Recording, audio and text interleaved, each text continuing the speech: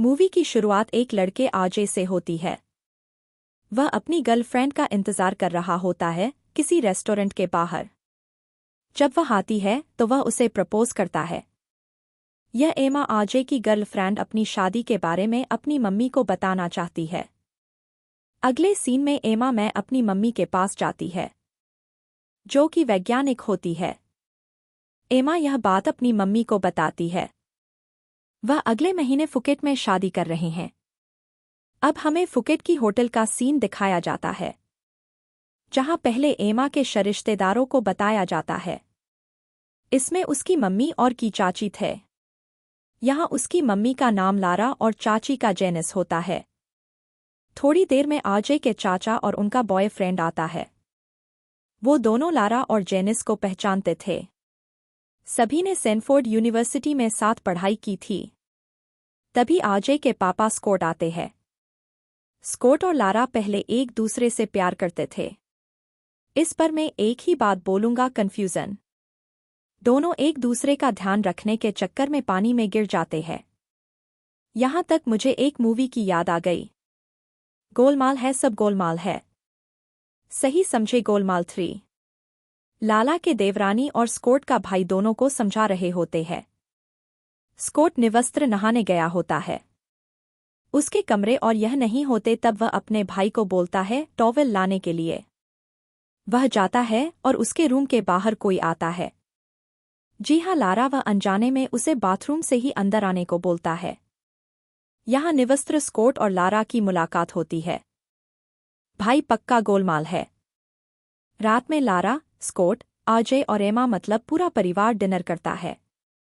वहां Lara bathroom में जाकर एमा को बताती है उसका और स्कॉट का रिश्ता दोस्त से ज्यादा हो गया था। परंतु एक दिन अचानक कहीं चला गया और उसने कभी भी कांटेक्ट नहीं किया, हालांकि मैंने वो शहर और मोबाइल फोन नंबर बदल दिए थे। दर्शकों, मुझे तो यहाँ लारा की गलती लग रही है। इसका दोष वो स्कॉट पर लगा रही है। चारों मूवी की ओर सुबह में अब एमा और लारा इवेंट मैनेजमेंट से मिलते हैं। वो उन्हें शेड्यूल देते हैं। अब लारा और जेनिस कोई गेम खेलने जा रहे होते तभी टकराव स्कॉट से हो जाता है। वो लारा को छेड़ता है तो टेनिस का मैच शुरू होता है। वहां स्कॉट को चोट लग जाती है। तब वहां आदमी उसकी मदद करता है।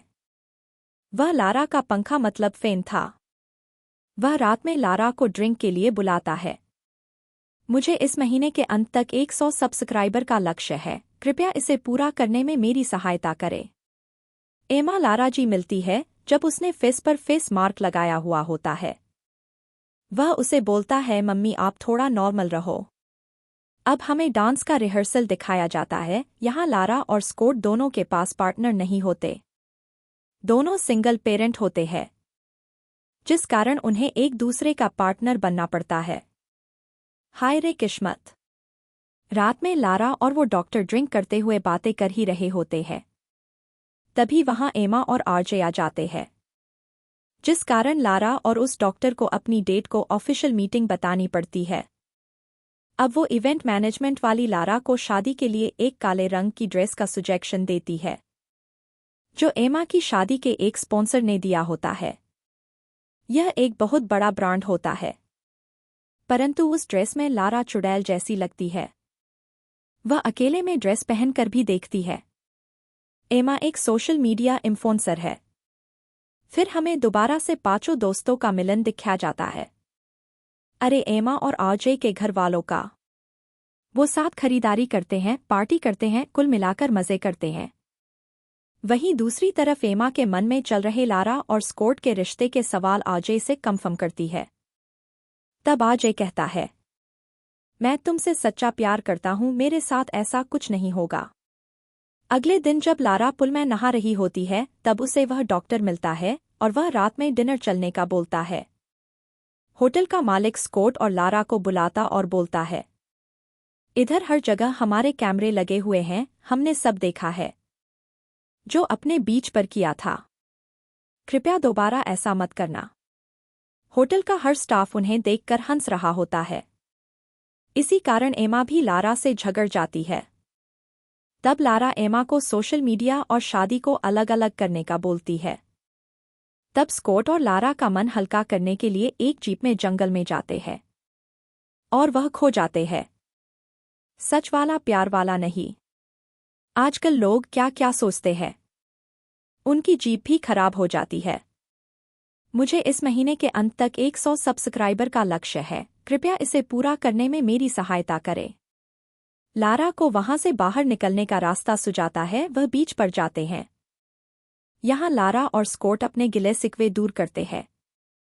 स्कॉट बताता है, तुम्हारा कैरियर को लेकर लक्ष्य निश्चित था, जबकि मेरा ऐसा नहीं था। मुझे पता ही नहीं था मुझे क्या करना है। जब मैं अपने आप को काबिल किया, इसलिए मैं बाहर गया था। तब तक तुम भी जा चुकी थी। मैं पता लगाकर तुम्हारी लेब तक भी आया, परंतु तब तक तुम किसी और के साथ शादी कर चुकी थी।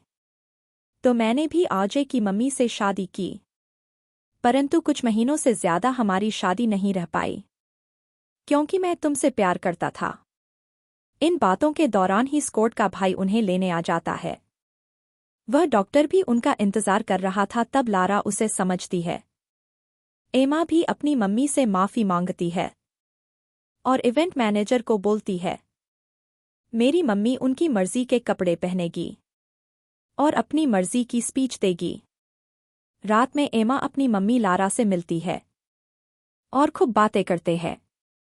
अगली रात रिसेप्शन पर लारा स्पीच देती है और सब सामान्य चलता है। रात में वो स्कॉट को किसी करीना नाम की लड़की से बात करते हुए सुनती है। अगले दिन रिंग सेरेमनी में लारा एमा का हाथ आजे के हाथ में देती है। वह बहुत रोती है, परंतु वो स्कॉट से नाराज होती है। ऐसा विदाई में भी चलता है। स्कॉट लारा से गले मिलने की कोशिश करता है, परंतु लारा इग्नोर कर देती है। जब बुके फेंकने की बात आती है, तब उसे पकड़ लेता है और लारा से उसकी नाराजी का कारण पूछता है। तब लारा करीना की बात बोलती है। करीना एक मोटी सी औरत वहां आती है। उसके हाथ में एक अंगूठी होती है, जो स्कॉट ने लारा को पहनने के लिए मंगाई होती है। अब यहाँ स्कॉट और लारा भी शादी करते हैं। मतलब कुछ भी हो रहा है और पार्टी के साथ मूवी का एंड होता है।